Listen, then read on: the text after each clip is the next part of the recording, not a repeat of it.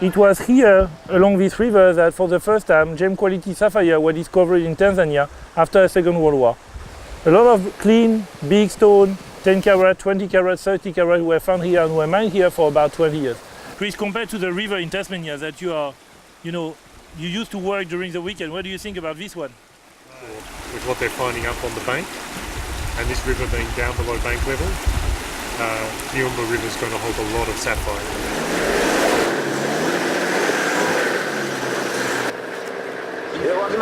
At Lalira, Maasai people showed us a mine site at the top of a hill where 25 licenses had recently been issued.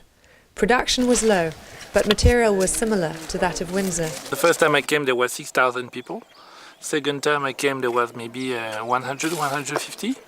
Yeah. When you go at the river, you wash the ground, it's easy. But when you have washed nearly all the ground, and then you have to start to dig in hard rock, it's very difficult, and the costs are higher. At Windsor, we also met Mr. Shabani, who had triggered the 2007-2008 Windsor Sapphire Rush. We can say that because of these gentlemen who bring these fine quality rubies to Dar es Salaam, it changed a lot of things in East Africa and all around the world, because currently Eastern Africa is the world leading source for rubies. In the Mahenge district, we could see evidence of much activity at the Ipanko spinel mines. What is interesting with this area is that the whole valley is active. You have probably around 200 people working there currently. And regarding in terms of production, this is probably the most active spinel mining area after Mogok.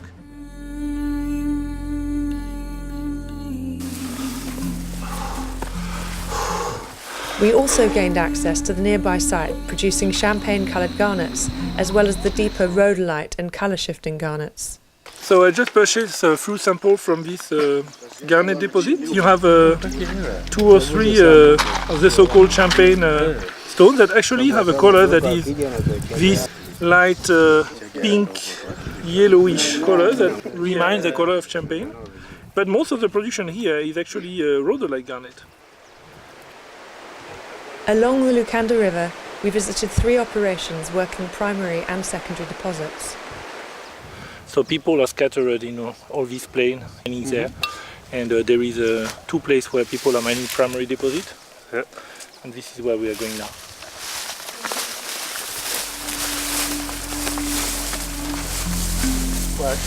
Going through them and checking if any stone have potential for lab work.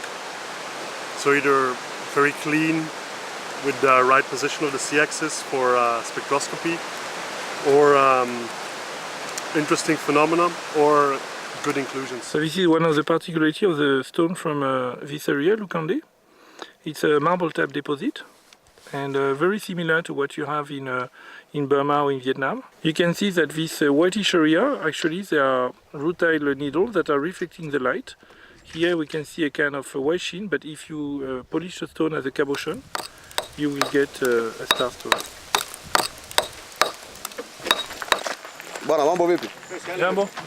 Kiongozi wa nani wapi leo? Kitipa.